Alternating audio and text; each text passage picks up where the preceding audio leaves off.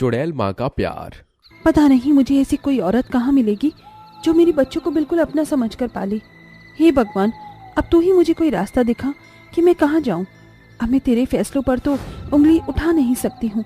पहले तूने मेरे पति को मेरे बच्चों से छीन लिया और अब मुझे ऐसी निशानी दे दी कि मैं भी अपने बच्चों के साथ नहीं रह सकती हूँ।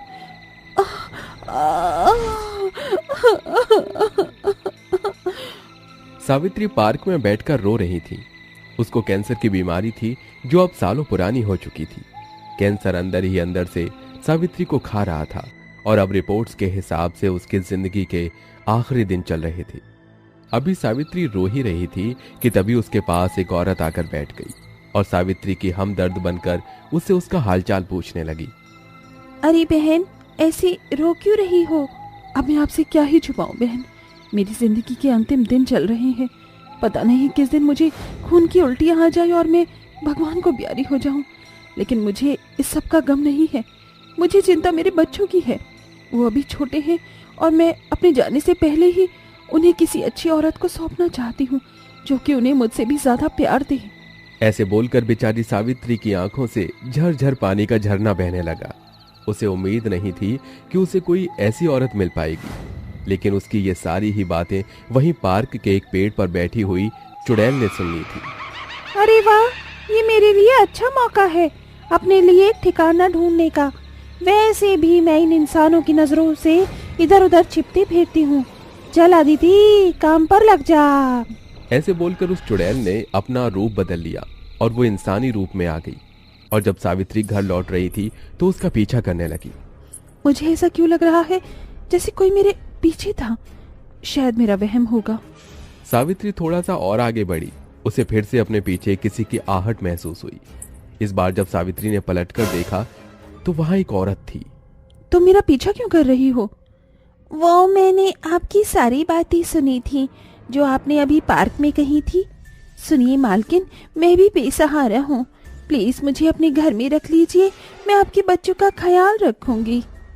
सावित्री को अदिति की आंखों में सच्चाई नजर आई और वो उसे अपने घर ले आई। अरे नहीं, मेरी तो आज बहुत देर तक आंख लग गई। बच्चों को स्कूल भी तो भेजना है। सावित्री जल्दी से बच्चों के कमरे में गई, लेकिन वहां कोई नहीं था। उसके बाद सावित्री ने रसोई में देखा। अदिति माँ, अब मेरी बारी है। मुझे भी ये चॉकलेट वाला दूध दो ना। अभी देती हूँ। अदिति बच्चों को बड़े ही प्यार से स्कूल भेज रही थी। उसे अपने बच्चों के साथ ऐसा बर्ताव करते देख सावित्री की आंखों में आंसू आ गए। अरे मालकिन, क्या हुआ? बस कुछ नहीं। ऐसा लग रहा है कि शायद मेरी तलाश खत्म हो गई। माँ, अदिति माँ बहुत अच्छी है। इन्होंने हमें आज चॉकलेट वाले दूध का नाश्ता करवाया। बहुत अच्छी बात है। चलो अब मम्मा को बाय बोलो। स्कूल की बस आ गई है। अदिति खुद दोनों बच्चों को स्कूल की बस तक छोड़ने गई। अब अदिति के आने से सावित्री अपना सारा दिन बस बिस्तर पर ही बिता रही थी। घर के सारे काम और बच्चों को अदिति ही संभाल लेती थी और बच्चों का ख्याल रखने से चुड़ैल अदिति को भी उनसे लगाव हो गया था। अरे मेरी गुड़िया को क्या हुआ? मैं खेलते हुए गिर गई। इधर आओ, मैं तुम्हारी मरहम पट्टी कर देती हूँ। ये लो, बस हो गया। अब मैं दर्द को बोलूंगी कि वो मेरी गुड़िया को छोड़कर चला जाए। दर्द, भाग जा। क्या अब भी दर्द है?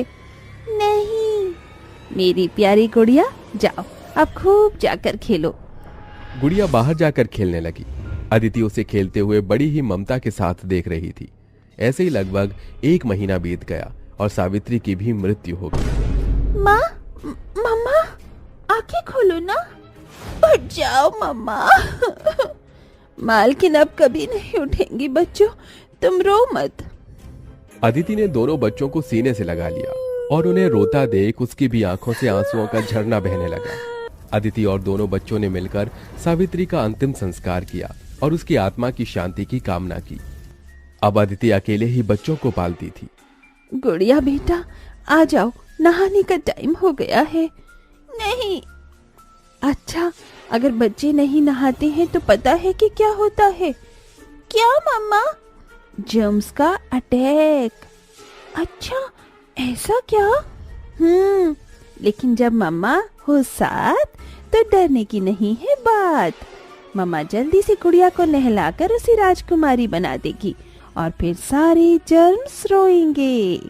अदिति ने ऐसे ही बातें करते करते गुड़िया को नहाने के लिए मना लिया और फिर उसने उसे अपने हाथों से नहलाया, तैयार किया और उसके बाल वगैरह बनाए। हो गया, अब मेरी गुड़िया बिल्कुल असली की गुड़िया लग रही है। गुड़िया तैयार होकर बाहर चली गई। अदिति अपने बच्चों की इसी तरह से परवरिश करती थी, लेकिन उसे हमेशा ही अपने चुड़ैल होने की भी फिक्र सताती रहती थी।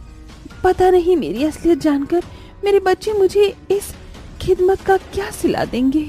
ऐसे ही समय बीत गया और अब दोनों ही बच्चे बड़े हो गए थे। अदिति ने बचपन से लेकर अब तक उनके सभी कामों को किया था और बिल्कुल एक माँ से भी बढ़कर उन्हें प्यार दिया था। मम्मा, मैं कॉलेज जा रही हूँ, ध्यान से जाना। माँ, मैं भी काम पर जा रहा हूँ। ठीक है बेटा। अपनी माँ के पैर छूकर दोनों भाई बहन गाड़ी में बैठकर चले गए। उनके घर से जाते ही अदिति अपने चुड़ैल रूप में ही आ गई। मुझे यहाँ रहते 15 साल बीत गए हैं, अभी तक मेरे बच्चों को मेरी असलियत मालूम नहीं है। पता नहीं उन्हें अगर पता चल गया तो वो मुझे इन 15 सालों की मेहनत का क्या सिला देंगे। अदिति सभी घर के कामों को निपटाती हुई खुद से ही चुड़ैल रूप में ऐसी बातें कर रही थी, तो वहीं दूसरी तरफ। भाई, गाड़ी मोड़िए। क्यों? मैं अपनी नोटबुक तो घर पर ही भूल आई। तू भी ना पूरी की पूरी भुलक्कड़ है। आयुष ने अपनी गाड़ी घुमा ली और वो गुड़िया को वापस से घर ले गया। घर जाकर गुड़िया बस अपनी नोटबुक ले ही रही थी कि उसने अदिति को देख लिया और वो जोर जोर से चिल्लाने लगी। क्या हुआ बहन? क्या हुआ गुड़िया? माँ, यहाँ कुछ था। क्या था?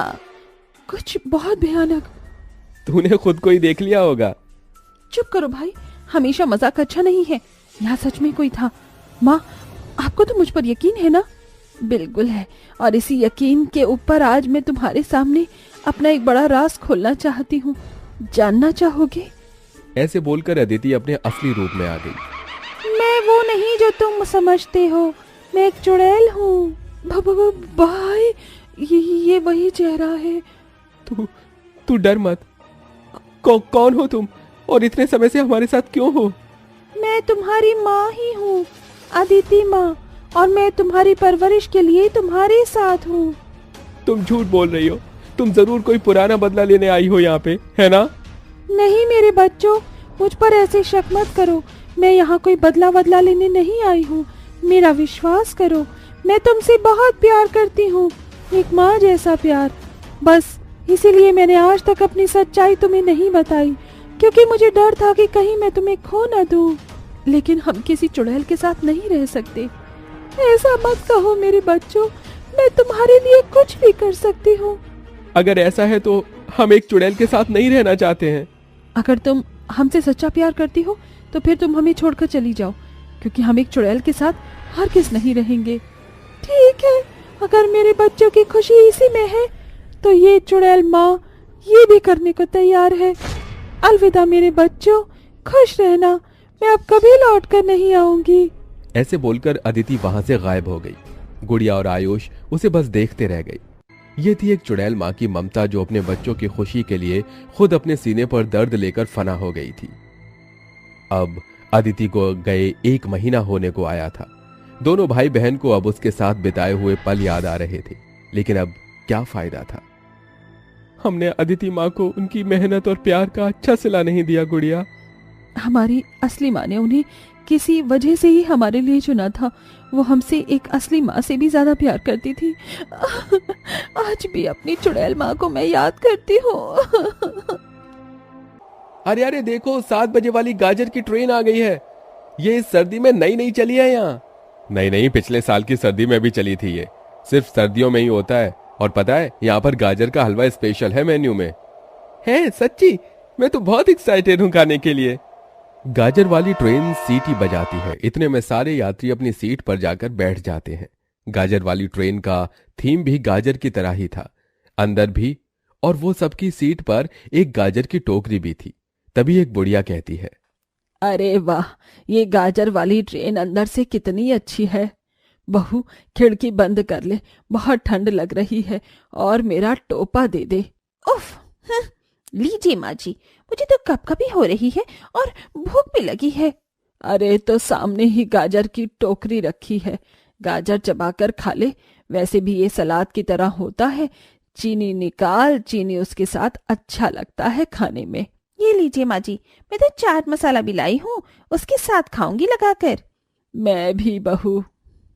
दोनों सास बहू गाजर को चीनी तो कभी किसी के साथ खाना शुरू करती हैं। ऐसे ही बाकी के लोग भी गाजर वाली ट्रेन में बैठकर बहुत खुश थे। कोई गाजर का हलवा खा रहा था तो कोई एक कच्ची गाजर चबा रहा था। इतने में वहां एक भूत और चुड़ैल आ जाते हैं। लोगों की हिम्मत कैसे हुई इस गाजर वाली ट्रेन में गाजर खाने की।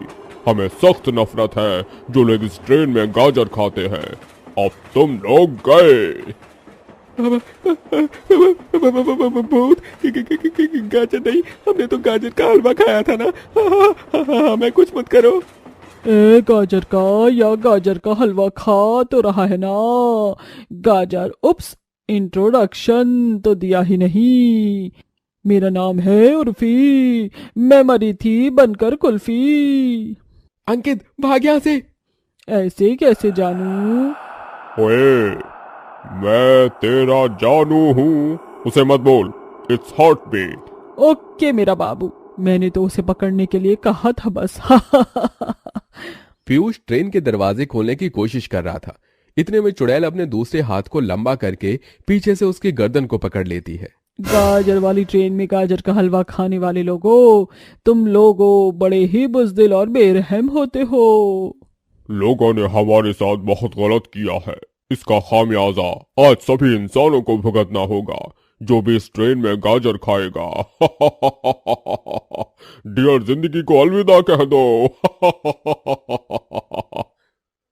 ये कहते ही वो भूत और चुड़ैल उन दोनों को मार देते हैं। फिर वो दूसरे डिब्बे में भी जाते हैं जहां लोग गाजर का स्वाद ले रहे थे और एक एक करके उन लोगों को भी मार देते हैं। ऐसा कुछ दिनों तक चलता रहता है।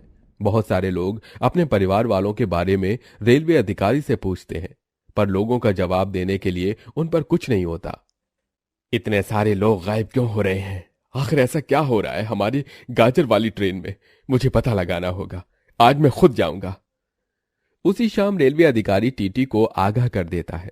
टीटी पूरी ट्रेन में घूम लेता है। उसे कुछ अजीब महसूस नहीं होता तो चुपके से रेलवे अधिकारी को कहता है, अरे यहाँ तो कुछ भी अजीब नहीं लगा। इधर से वो दूसरे डिब्बे में जाकर बोर हो गया हूँ। अब गाजर वाली ट्रेन में हूँ तो आप और मैं थोड़ा गाजर का मजा ले लेते हैं। मैं गरम गरम हलवा लाता हूँ। हाँ, ले आओ ले आओ ले आओ। वैसे लोग तो सही सलामत हैं। फिर टीटी गाजर का हलवा लेने जाता है और एक डिब्बा खाते हुए आता है। आहा, क्या खोया वाला गाजर का हलवा है, पूरा मुंह में ही घुल गया। इतने में भूत और चुड़ैल एकदम से उसके सामने आकर गला पकड़ लेते हैं और चुड़ैल उसके मुंह से चम्मच निकाल लेती है।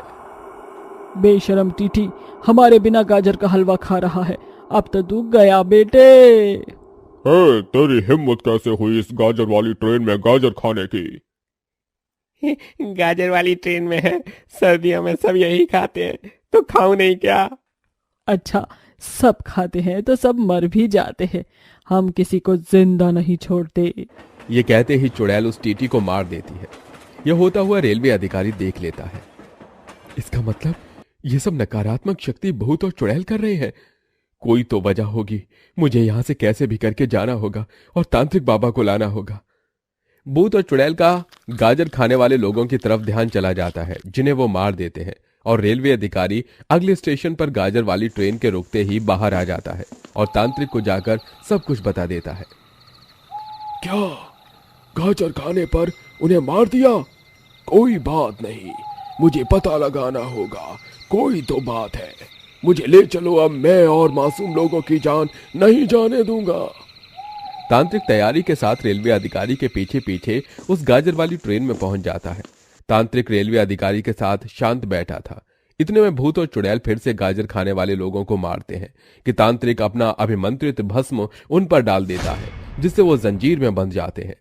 ओह ओह, 2 टके के तेरी हिम्मत इतनी कैसे हो गई कि तूने हमें बंदी बनाया?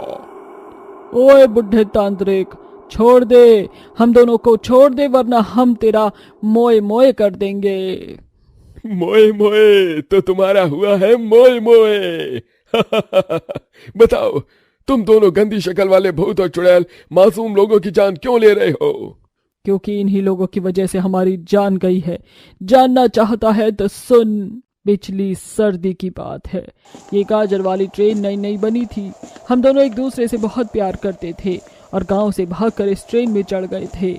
सुनिए, तुम्हारे पीछे गुंडे पड़े हैं। अगर वो यहाँ आए तो प्लीज आप हमारे बारे में उन्हें मत बताना। हम आपके आगे हाथ जोड़ रहे हैं, प्लीज मत बताइएगा। हम उस रेफ्रिजरेटर में हैं। बाद में हमें खोलकर बाहर निकाल लेना। सर्दी बहुत है, ज्यादा देर छुप नहीं पाएंगे। ओफो, गाजर खाने दो। नहीं देखा, कुछ नहीं सुना। हम किसी को कुछ नहीं बोलेंगे, तुम लोग छुप जाओ। ये सुनकर दोनों गाजर वाली ट्रेन की रसोई में, जहां पर गाजर का हलवा बनता है और गाजर ही गाजर पड़ी हुई थी, दोनों रेफ्रिजरेटर में घुसकर बंद हो जाते हैं। कैसे कैसे लोग हैं, ये जरूर कुछ कांड करके आए होंगे, तभी लोग पीछे पड़े हैं। मैं तो बता दूंगा। इतने में 2-3 गुंडे आते हैं। वो लोग उन्हें बता देते हैं, जिससे वो गुंडे रेफ्रिजरेटर के पास आते हैं। जानते हैं तुम लोग यहीं छुपे हो, अब तुम्हें कोई नहीं बचाएगा। इसी के अंदर ठंडी से मर जाना। बिल्कुल, सुनाई तो दे रहा है ना तुम लोगों को, या मर गए? आप सुन रहे हैं ना, वो लोग बाहर हैं। उन लोगों ने हमसे झूठ बोला, इन्हें सब कुछ बता दिया। अब हमारा क्या होगा? कुछ नहीं हो सकता, इंसान ही इंसान का दुश्मन है आज के समय में। वो गाजर की कई सारी पेटियां उस रेफ्रिजरेटर के ऊपर रख देते हैं और चले जाते हैं। वो दोनों प्रेमी सर्दी में फ्रिज के अंदर ठंड से मर जाते हैं और भूत और चुड़ैल बन जाते हैं।